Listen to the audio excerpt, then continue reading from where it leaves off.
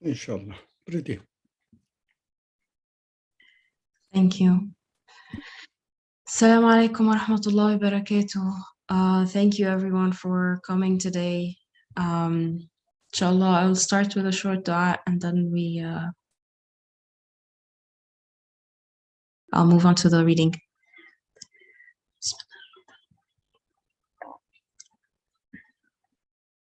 يا حي يا قيوم برحمتك أستغيث أصلح لي شأني كله ولا تكلني إلى نفسي طرفة عين اللهم إني أعوذ بك من علم لا ينفع ومن قلب لا يخشع ومن نفس لا تشبع ومن دعوة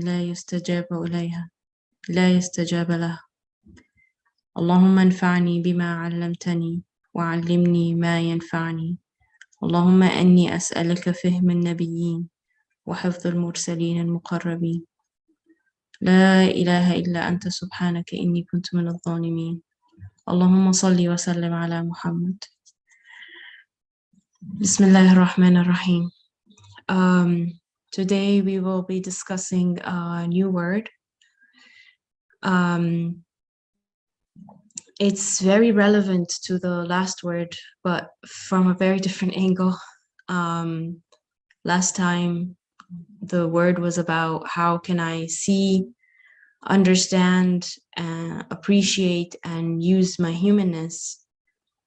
But today we will ask how seeing the wisdom of the Quran will help us fulfill our humanness. And if I can emphasize the phrase seeing the wisdom, that's what we're really going to focus on. We will be comparing between the wisdom of the Quran and the wisdom of philosophy and science. But I wanted us to take note of a couple of things. One, that we're talking about a specific kind of philosophy and science. And the comparison here is not really the wisest thing to do, but it is only for the sake of understanding. So we're not literally comparing, but it's just for the sake of understanding the different approaches one can have to reading a book.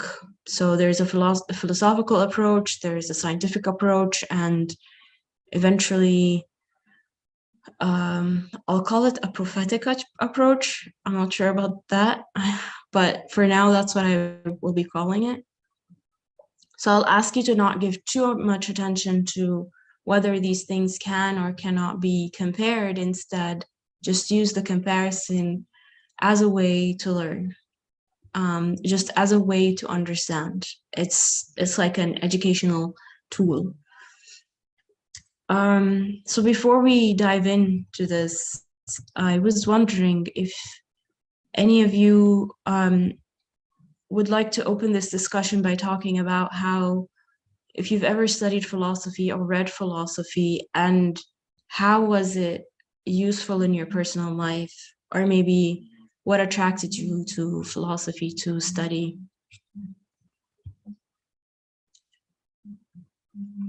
I want to know the problematic side of comparison. It's not, I mean, it's not a problem if people give too much attention to the idea that we're comparing the wisdom of the Quran to the wisdom of philosophy. They might feel annoyed by it. So I just wanted to highlight, like, let's not give it too much attention. It's not the point of the word today.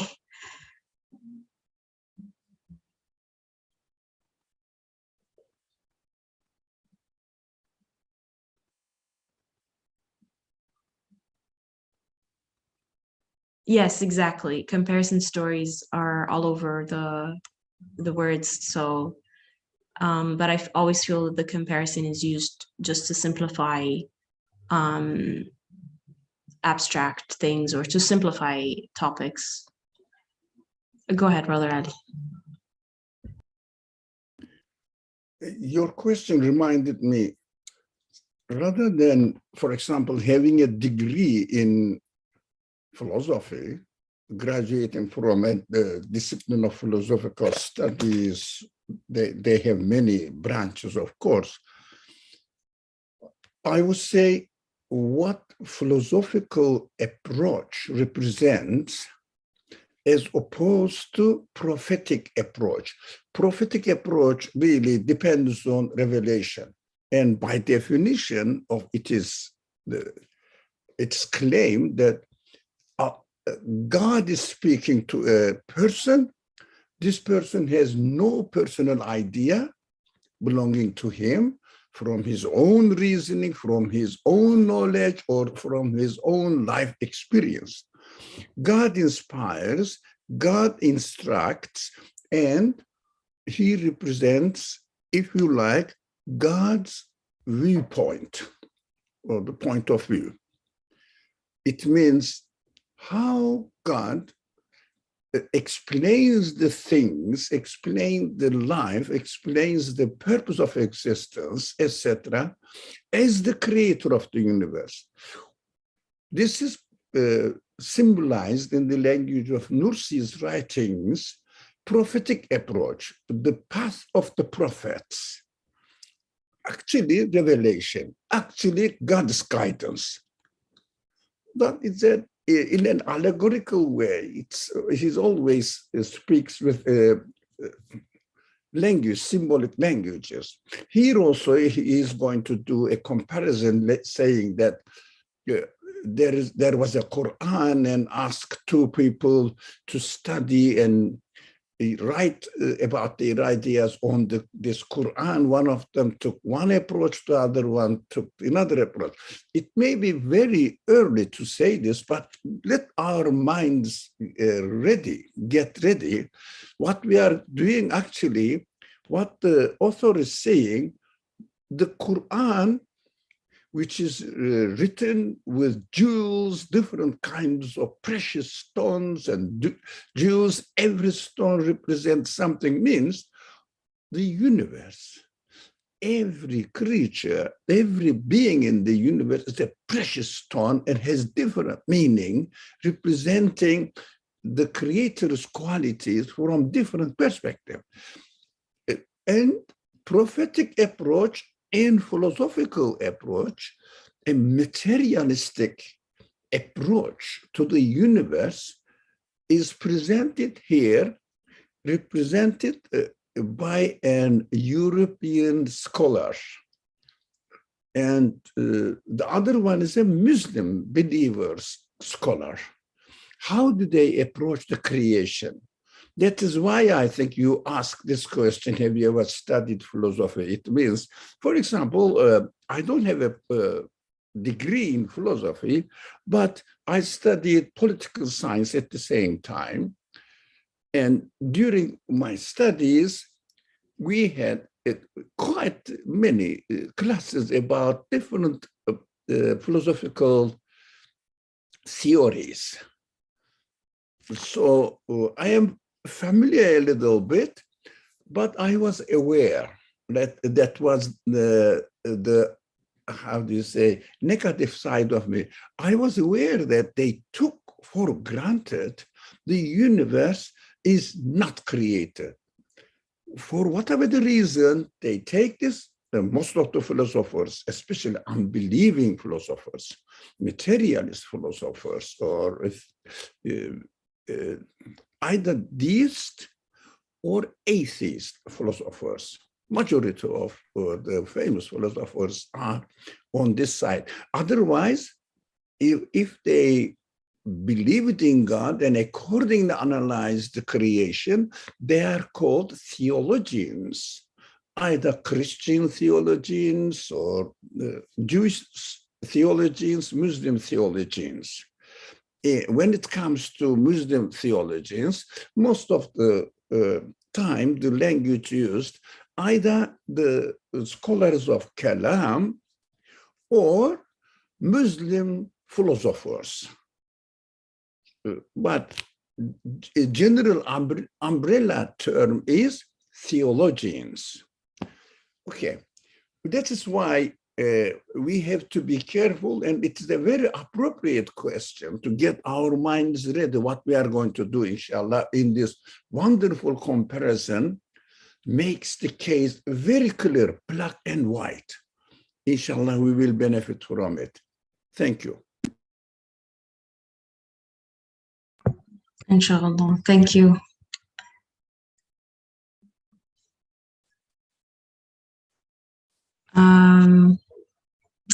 Okay, I don't see any hands up. So if you want to share anything throughout, I'll go ahead and start reading. But if you feel like you remember something you want to share or any reflection, please go ahead.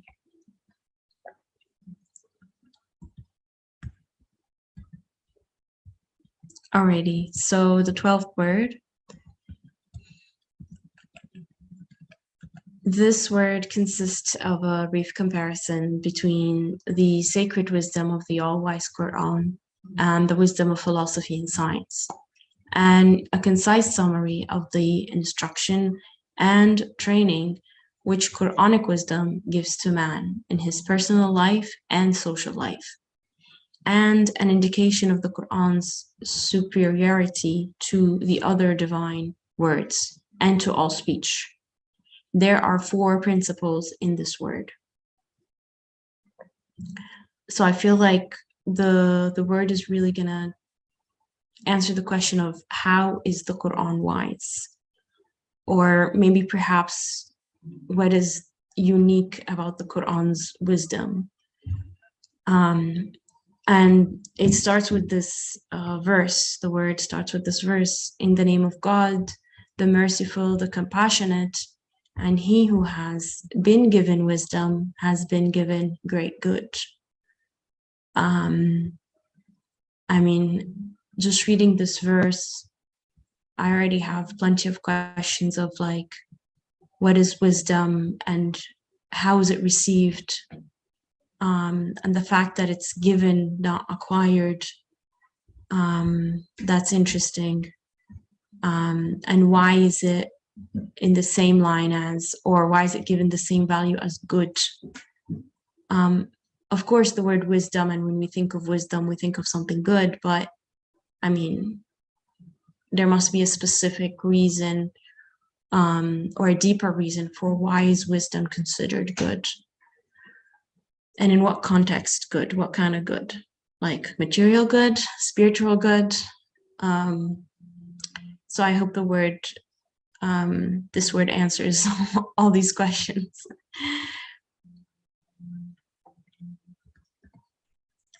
So the first principle: look through the telescope of the following story, which is in the form of a comparison, and see the differences between Quranic wisdom and that of philosophy and science. One time, a renowned ruler who was both religious and a fine craftsman wanted to write the all-wise Quran in a script worthy of the sacredness in its meaning and the miraculousness in its words, so that its marvel displaying stature would be arrayed in wondrous apparel. The artist king, therefore, wrote the Quran in a truly wonderful fashion. He used all his precious jewels in its writing.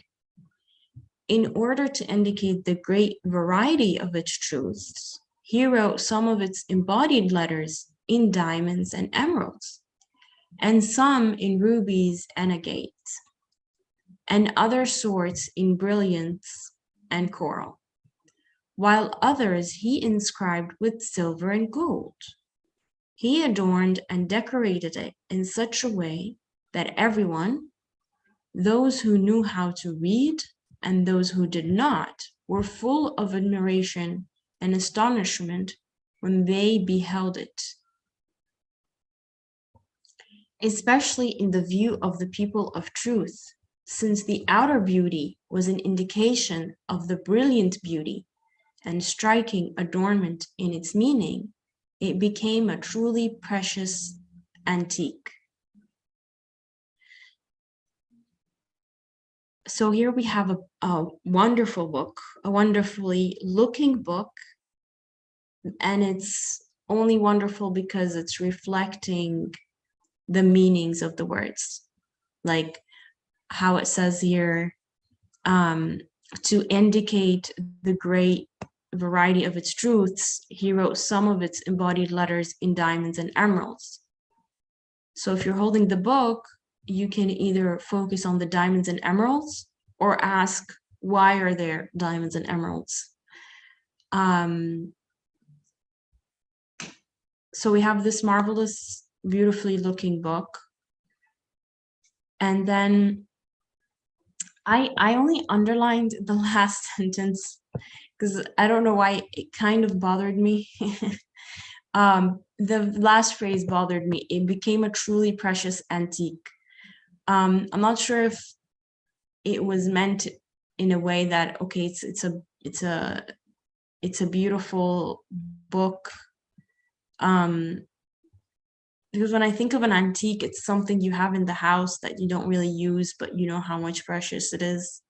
So I'm confused by this part in the comparison, but maybe when we read on, it clears up. But so far, this is my understanding. Go ahead, Brother Ali. Thank you. You have wisdom. Really, thank you. I appreciate it. The word is very interesting, antique. The way the author used, excuse me, this word, not that you put in a house or in a museum, but don't use it. As you said, for example, the antique in museum, no one uses them, but they are so precious. For example, let's say a metal or earthware, broken even, a piece of earthware, a piece of bone belonging to 5,000 years ago or 10,000 years ago, but brings the news from history that we don't know. That is why it is precious, not because practically you use it. So according to the author, the universe, and in this example, the book, is bringing some news of a civilization which is not immediately and presently accessible to us. We learn something about a civilization which we don't see now, we don't experience now, but we wonder. That's why we keep it as an antique. For example, a piece of broken bone. If you want to sell it, how much would you get? No one will give you a penny. But if a broken piece of earthware, for example, belonging to 20,000 years ago civilizations or 5,000 years ago civilization, in any part of the world, if you sell it, its matter, it doesn't mean anything. No one would even consider not buying, looking at it. But if you take it an antique dealer, it will give you $1 million. Why? The universe is like this. You see that it's a piece of stone, a handful of earth, soil, dirt, and I don't know, the stars, you go there, just stones, for example, the moon. But it brings news from another world, which is not accessible to us, but through these means, we can learn a lot about it. That is what the book, in the example, in real terms, the author means the universe. In its materiality, it means nothing, no value, but it is an antique. That's what he wants to emphasize on. But it's wonderful, you got the word, really, I appreciate it. Although you may not know the general background of this author's, the way he presents the subject, the way he uses the language. It is interesting, but it is a matter of knowledge. But what we don't need knowledge, we don't need information, we need wisdom. That's why I appreciated your wisdom, because this word is precious, antique, is an interesting vocabulary. I said our moderator is very wise. Alhamdulillah. Thank you very much. Thank you.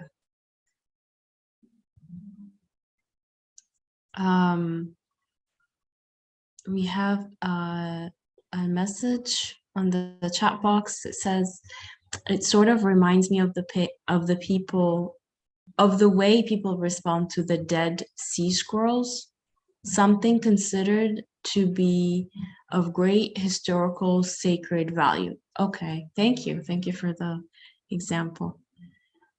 Thank you too for helping us understand this better. Thanks.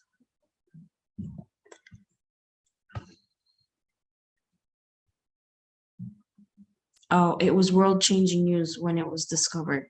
Thank you. I must have missed the news. I'm sorry. I will definitely look it up.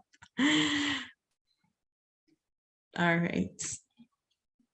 Let's see what happens. Okay, we have this wonderful book, and it has great value, and it's bringing, it has also value that's not related to the present time only. That's what I'm gathering. So then the ruler showed the artistically wrought and bejeweled Quran to a European philosopher and a Muslim scholar. In order to test them and for reward, he commanded them, each of you write a book about the wisdom and purposes of this. First, the philosopher. Let me actually ask you guys a question. What do you think the difference is gonna be? If you can take a guess. I know you can see some of the reading, but if you can take a guess, what do you think will be the difference between the European philosopher and the Muslim scholar? From your understanding of what a philosopher might be looking for versus a Muslim scholar might be looking for.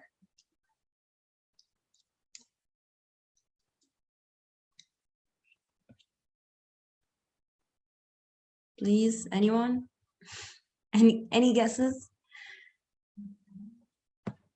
Okay, let me ask an easier question. Do you think, or a more straightforward question, do you think they're going to be the same?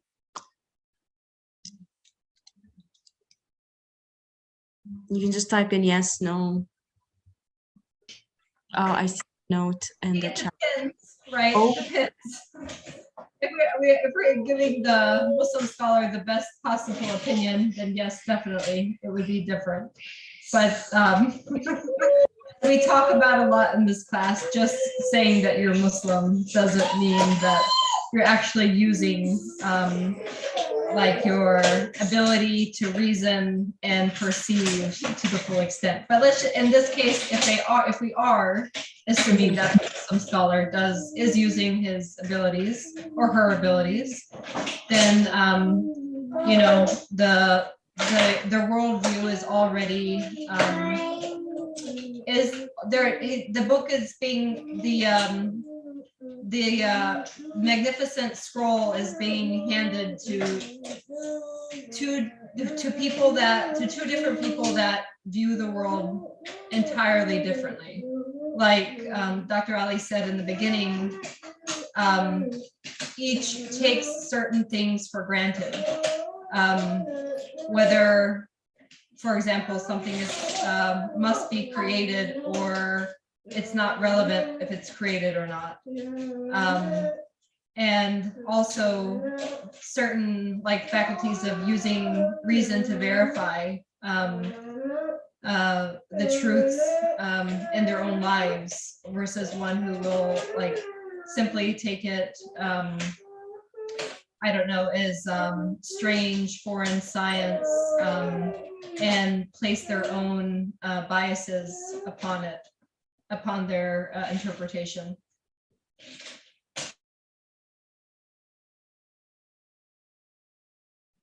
Thank you very much. I think you touched upon a couple of points that we were about to discuss, so thank you for that. And also thank you, Ziba, I hope I'm saying the name correctly. Both will look at with different perspectives.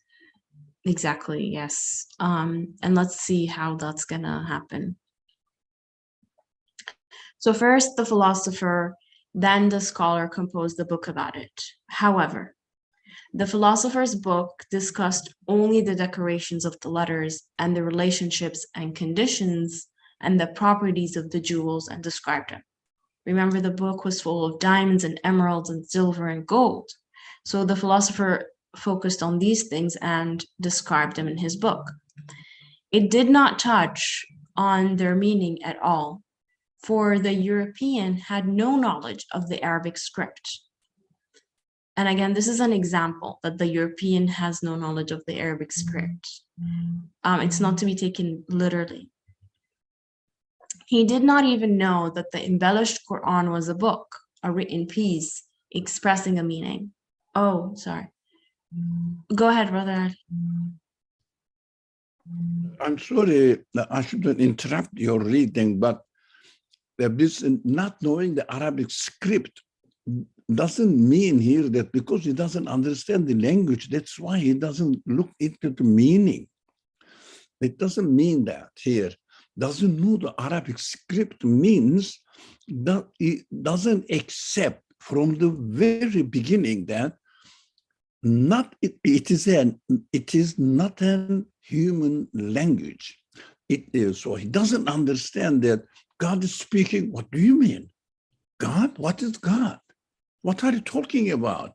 We are studying the universe. What is it to do? We are not studying theology. We are just doing scientific research and understanding how the world is working. That Arabic script represents that the universe has a creator or may have a creator, and the creator may speak in order to guide human beings to give a guidance, right answer to their questions concerning their human needs, the needs of my human feelings. He doesn't have any possibility that it can be true. That is why Muslim scholars are going to be wise, but European philosopher is going to be smart, not wise. Smart means very clever in studying the universe, how it works, but doesn't use his wisdom. This wonderful universe working in a wonderful way, within a perfect order, and everything is intermingled with each other, interrelated with each other, and they don't see that. How can it happen by itself? Do you think a conscious being is arranging all this and creating it? And this conscious being may be not exactly the work of the universe, but the creator, maker, artist of this work of the universe. He doesn't give a chance to this understanding. That's why he's a hardworking person, and they are working hard. They spend hours and hours every day. Really, they work hard. Some of them are working very hard, but they close the door to the possibility that this universe may have a purposeful existence. They keep saying, although it looks wonderful, everything is perfectly intertwined with each other, perfectly arranged in an order, but there is no purpose. We don't see any purpose. It happened by itself as we experience here. I don't know. It happened like this. It developed itself in this way.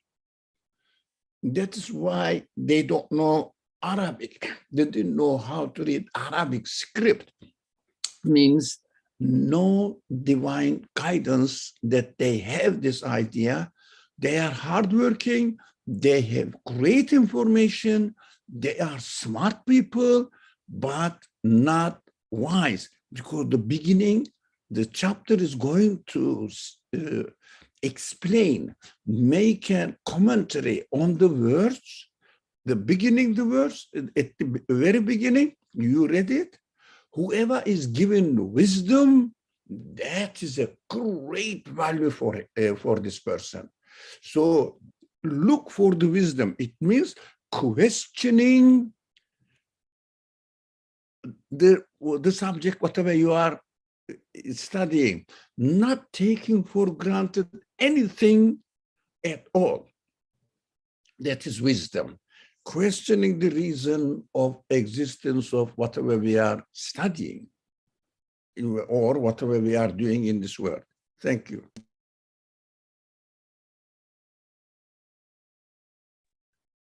You're welcome. Thank you too for explaining that. I think that was necessary because, as you said, I mean, for even the author, the word Arabic has a specific meaning as discussed in other words. All Actually, right. I just feel like Go I ahead. think this is no longer true. I think maybe like the Western science or like the European scholar, as you said, they don't necessarily take things for granted. They are just trying to understand things without any preconceived notions. I think I'm more interested in understanding how Muslim scholars are approaching their arguments as opposed to how European scholars are, because what European scholars they are trying to do is they are trying to ask questions and then objectively trying to find data to and then analyzing that data using the methods that they are familiar with, and find answers to their questions that they're posing. So they're not necessarily trying to say that the universe doesn't have a purpose. Actually, they do realize that universe has a purpose, and they're trying to establish this with by analyzing the data, by finding evidence. So what I want to know is like, how are Muslim scholars, because I just feel like actually Muslim scholars are taking things for granted. They just automatically assume that everything is created by God. And when they look, they don't try to find data, or they're just trying to use reason to say that, okay, that God exists. They are not being objective. I feel like Muslim scholars need to change their methodology, because the reason there is a conflict between science and Islam or like religion is because scientists feel like that religious scholars are already really biased. They don't try to find the evidence of God objectively. They already come with this like preconceived notion that God exists, and then they try to impose that understanding on the data or like the universe that they are observing.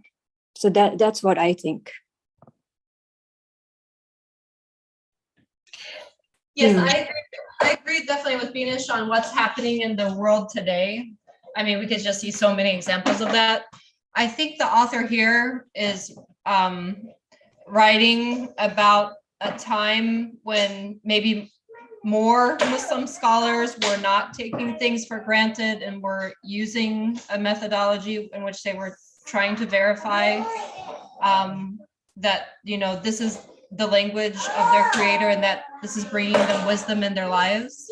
And so I think I just, as like, there's so many things here that, like, for example, with the word antique, that our understanding is very different from what he's trying to say. And then as Sister had mentioned about when he talks about Arabic script, he has a greater meaning to what that means as a divinely chosen language, not simply, you know, Arabia spoken on the streets of Egypt or something like this. I think that he has a lot of meaning behind the words, and you would know that, I guess, is what I'm hearing if we had read other parts of it. But what Binish is saying about the world today, yes, that's why the comparison may be irking some of us. You know, I would be among them. But again, I think that the author here is speaking from a different place and time with different meaning to the words.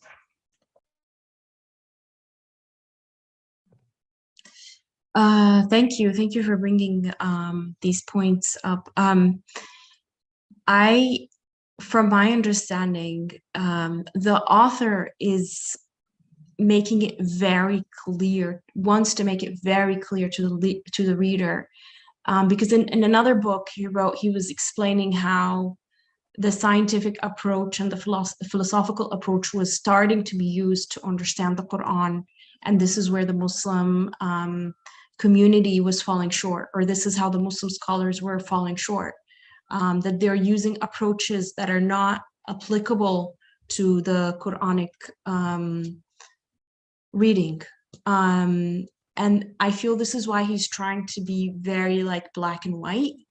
And again, he's not talking about all philosophy, because eventually philosophy, like the 20th century philosophy, started to talk about, well, you know what, philosophy is actually not useful, and it's really, you know, leading people astray, and philosophy is not doing its job, which is to study or like to pursue wisdom eventually. So I feel like the philosophy he's addressing and the science he's addressing is a very specific kind. It's more of the materialistic philosophy versus, for example, like there's another philosopher who came up and he's like, okay, you know what? All of the philosophy we've studied is not useful, and we need to ask more important questions, and philosophy needs to go into that direction.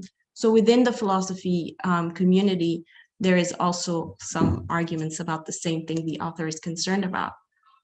And I would totally be interested to understand the Muslim scholars' approach, or perhaps the prophetic approach to reading. What is the difference between the two, and how are we, and how can we use both approaches wisely? When is it appropriate to read things in the prophetic way, and when is it appropriate to read things in the philosophical way, if that's needed? Yeah, I want to understand what is the Muslim scholars' way of understanding, because they always criticize European scholars or Western scholars, but they never tell us like what exactly are they doing? How are they objectively approaching the world and the Quran and the scriptures and all that stuff? Yeah. I don't want to be picky, but I'm sorry, but like, so the idea of addressing something objectively is also something that, I mean, that's a bigger discussion, but like addressing something objectively is questionable. I hope that we can arrive at an understanding from this reading about the Muslim scholars' approach, or better yet, maybe perhaps the prophetic approach to it.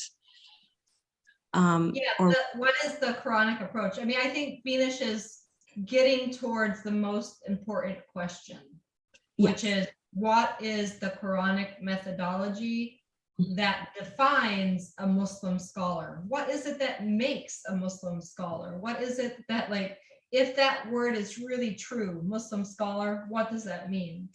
And it should have the scholar, I think she should have a methodology that's consistent with the Quran. And so I think that's the question that Binish is eventually pointing to. what is it then? What is the methodology of the Quran? Right. Thank you. All right, I see a couple of hands up. Let me just read the chat box really quickly.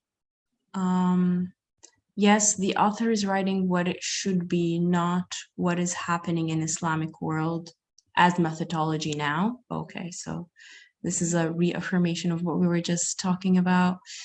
And then another comment about the point of Ustad Nursi is that we are viewing this book as a book of guidance or the material value of the book. Yeah, exactly. How are we viewing the book? Are we looking at its guidance or its materialistic value? Thank you. I think, Othman, you had your hand up. Go ahead. Yes, Assalamu alaikum. I actually really like the sister's question. The important point for me is kind of getting away from the labels themselves, like what each signifies can mean different things for different people. But the important point that I got from the question is how should we address, or how should we basically understand the word in a way that is consistent with, let's say, on one side, the word that the sister uses, the data that we see. On the other side, how we interpret the word itself. And for me, these two are not in opposite spheres, in the sense that, yes, we have to analyze the word, we have to study the word, we have to collect data about how the word works. The issue at hand is how do we interpret these findings? And this is, I find, the problematic. The interpretation of these findings is where the problem lies. Do we assign the things themselves the properties that they grant themselves existence, or do we go beyond the order and look at the source of the order itself? And for me, coming from having a background in science, this is where the core issue that I find is going beyond the jewels that decorate the book, which is kind of what science does. We look at the book, we look at the word, and we describe its adornment, we describe its embellishments, we describe the jewels that form it and make it. Now, the question at play here is, do we stop there, or do we go beyond the meaning of these jewels? Do we stop at the order we observe? We describe it very well, we collect all sorts of data about it, we understand it in meticulous detail, we make predictions, we can forecast things, and so on. So the question here is, for me, and as far as this first paragraph is concerned, do we stop there, or do we take a step further to try to understand the meaning behind it, or we don't assign any meaning to it? And for me, this is the difference of the two approaches. Yes, I want anybody who looks at the universe to study it to also go beyond and offer an interpretation of what that order that we're studying means to me, to others. So I feel I really like the question again. I do think that regardless of what other people say about what interpretations they have, or what other approaches, let's say in this case, what other approaches they are following, none of that really matters to me. What matters to me is, how can I look at the word, look at the universe, look at its adornments, and then read the signs from it. This is one approach. Or the lack of extracting meaning and saying the things are themselves the source of the order. So this is the other approach. So for me, I would describe, or maybe reword the two terms kind of in a current context, or in a more modern sense of, do I see meaning behind the order, or I do not see meaning behind the order? And then start from there, regardless of what other philosophers or scholars or religious leaders or so on think. I would just focus on these two issues. And I feel this is what, for me, this is what I understood from that first paragraph that we read.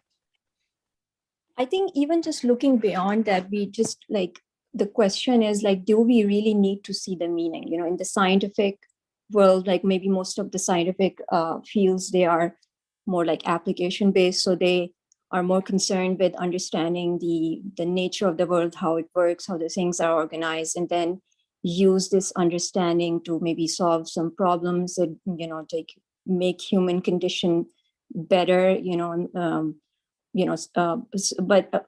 so I mean, the purpose is different.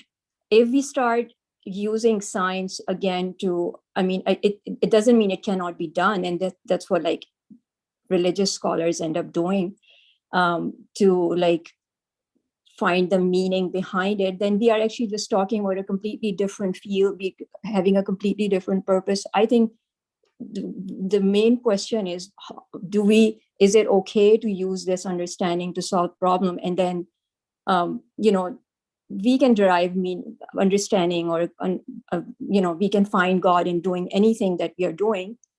So, I mean, like why do we need to criticize this approach? That's what I'm trying to understand, because like we can apply our understanding of the God like at any stage of the process.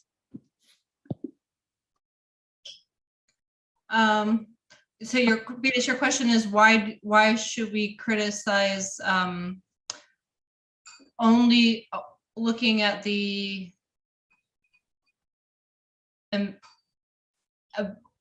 I mean, the thing is that these scientists their purpose is to like something different. Like if we are talking about finding meaning in the universe, then we are actually going towards like a religious understanding, like, I don't know what to call it, faith-based understanding of the universe, of the world. But that is the purpose of a different field. That's why we have different fields in the world. If we just start like intermingling everything, then, you know, we are trying to have like other reasons for having these fields, right? We want to solve problems and that are happening in the world. But that doesn't mean that by using that approach, we are going to be excluding God. You know, God is still present in everything that we are doing. So I think this, like, I don't know. I think there's something wrong with this argument. I'm not really sure what it is, but there's just something wrong about like the criticizing science at its core. That, you know, there's something like missing there, or something like, I don't know, something is wrong there. I'm not really sure yet what it is. Okay, I'm also, there's also something stirring in me, and I don't know if this is what it is the same for you, but could it be what Ziva pointed out here in her very short answer, very simple and wise, the guidance part? So for example, when someone studies biology and they discover that two molecules are interacting in a new way that no one has ever discovered before, they do write about what the molecules are composed of and what they look like. And they also write about what's happening. And they are looking for meaning of the interaction for the broader field of biology. So they are looking for meaning in it. There is meaning there. Then across the campus, there is somebody in the classical studies department, and they're studying some work, some novel written 200 years ago, and they are writing about what the author was, what his life was like, what the political scene was like. They are looking at the way he uses his words, and they're looking at his objective in the book, and they're writing about his meaning. What did he mean when he wrote this book? So, and actually, I do see what Bianisha is saying in that in philosophy, we are looking for the meaning. However, is anybody taking that and using it as guidance in their life? No, I think I understood what I was trying to say. I think I was trying to say that by attacking science at its core, even if we try to do that, you know, we still cannot eliminate God from anything. It doesn't take the existence of God out of anything. Even like that approach that does not really exclude God from anything. So why are we like attacking it there? And then we're actually trying to use it again when we are trying to do this, like religious understanding. We bring that method back into our arguments. Excuse me, can I just jump in? Go ahead. We are running in the wrong course. The purpose of this author is not to criticize philosophers. The way the Quran presents the universe, the way materialist approach deals with the universe. No one is saying European philosophers are, or the scientists, especially we were talking about philosophical aspect, and the subject jumped into scientific studies. That's why I understand Binish. I really, she's my student, and I love her as a student. She's right, because of the misunderstanding of the example of the language philosopher, European philosopher, not scientists at all. Scientists define their own method within their own way of explaining the things. They say universe is really purposeful, but as far as the meaning it refers to, they don't look at it. They just try to benefit from how it works so that we can make technological devices. This is scientific studies. We have nothing to do here in our discussion about the scientific study and about any person at all. And also, we have no right, as Bini said, I really like this, her approach. The Muslim scholars are imitating, yes, generally, yes, but we are not talking about scholars. We are talking about the Quranic approach, the difference between knowledge and wisdom. The subject matter is, actually the author tries to explain why the Quran says, can you really roll up to in the screen and let's see the verse? Yeah, the verse, yeah. Here it is. This is our subject. And he who has been given wisdom has been given great good. Women yu'tal hikmata faqad utiya khayran kathira. That is our comment on this verse.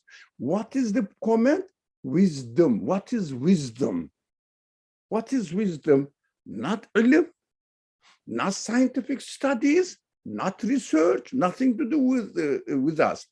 Quran is presenting itself, if someone has wisdom, as the Quran describes,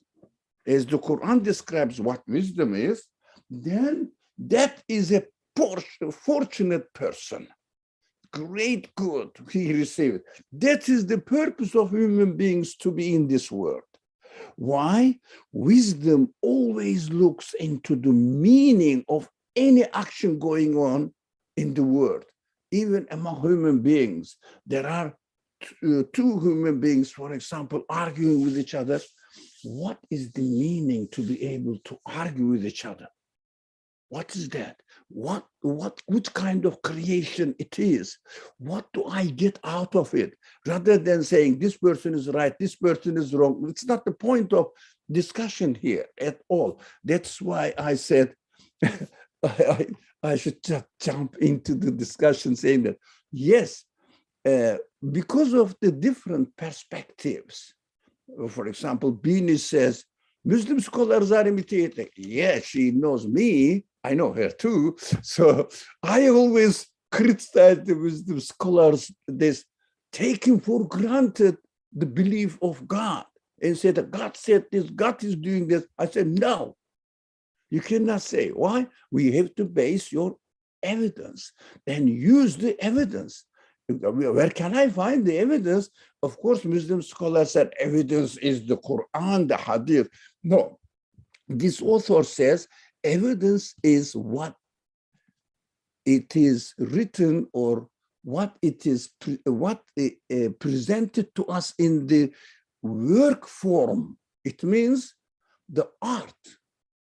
This is the universe.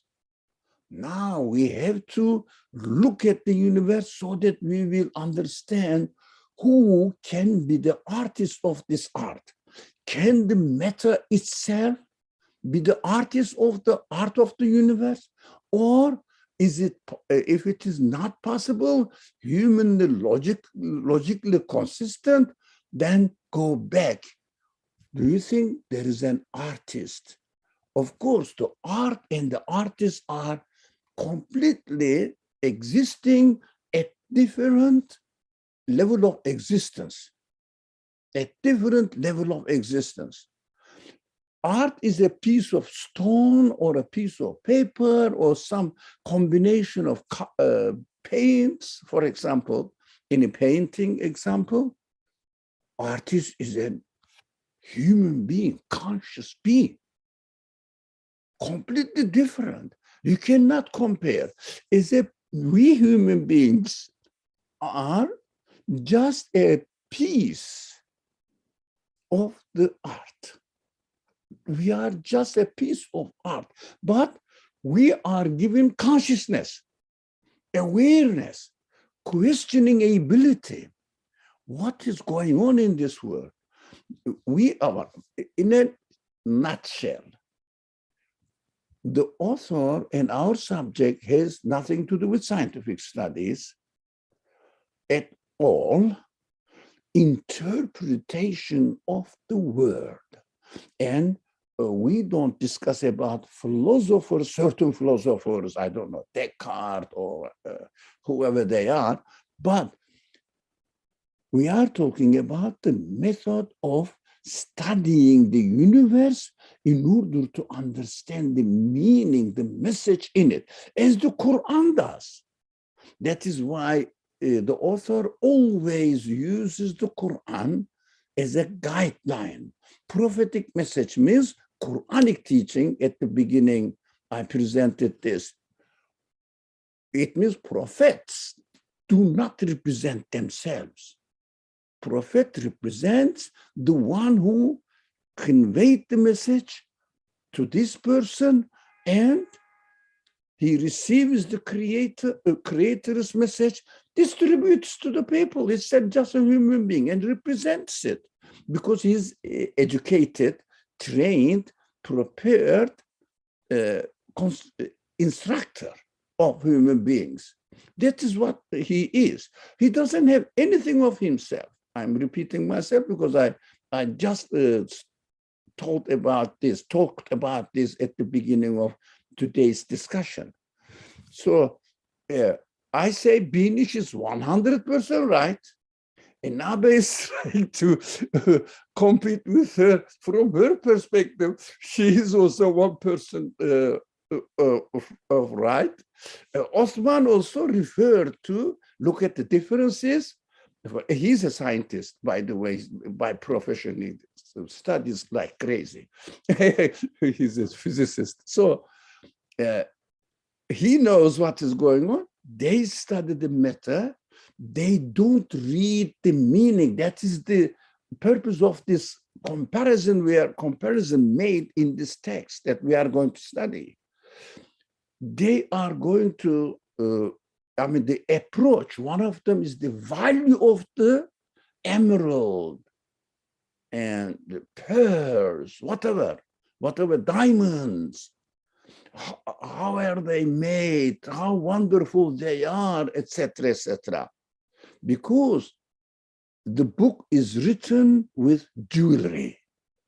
Every jewelry points to the quality of the creator, one quality of the creator. It means Khaliq, the creator, or Hakim, the wise, Alim, the knower, all-knowing, and Murid absolutely has free will.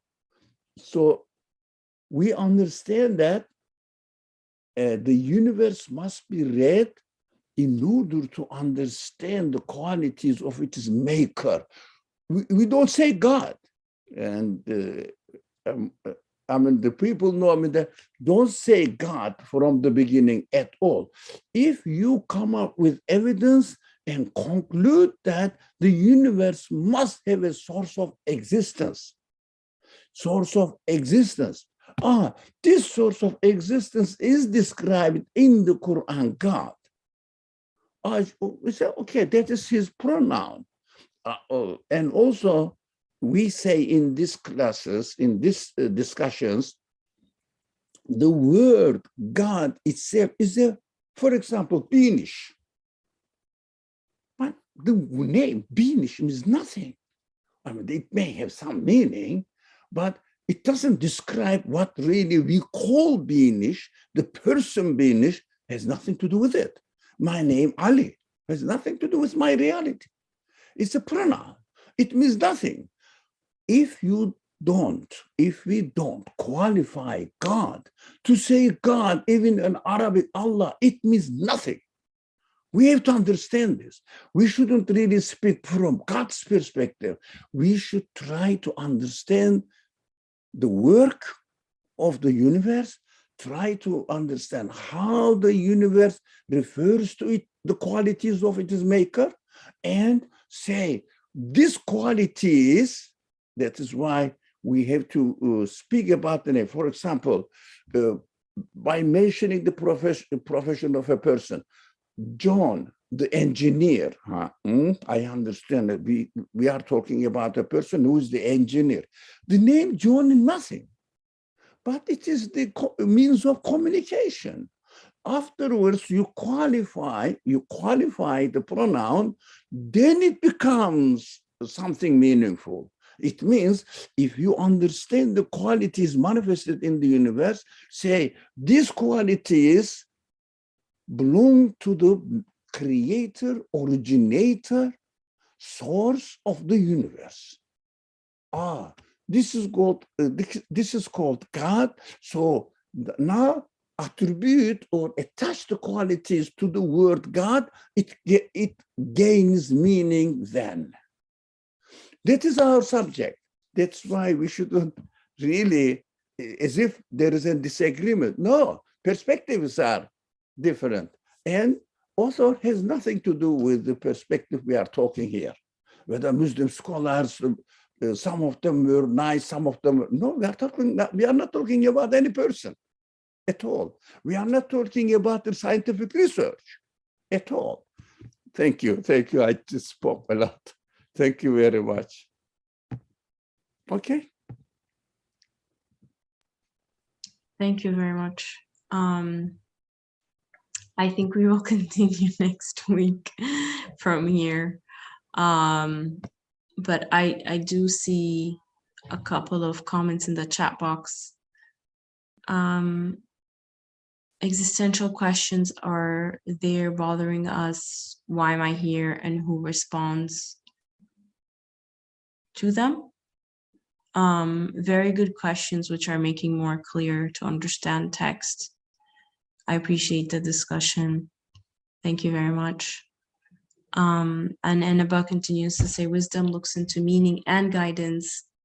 I think the element of guidance is critical because we sometimes find meaning, but it makes no difference in our lives. And therefore, we find no reason to believe it is a message, especially for us, that is telling me what I should do. Okay, very interesting. I think we will pick up from here next week, inshallah. Before I close, any last questions, any last comments?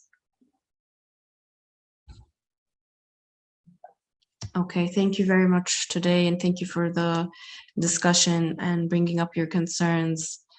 It can get a little confusing reading a text that's been written years and years ago with our current day understanding.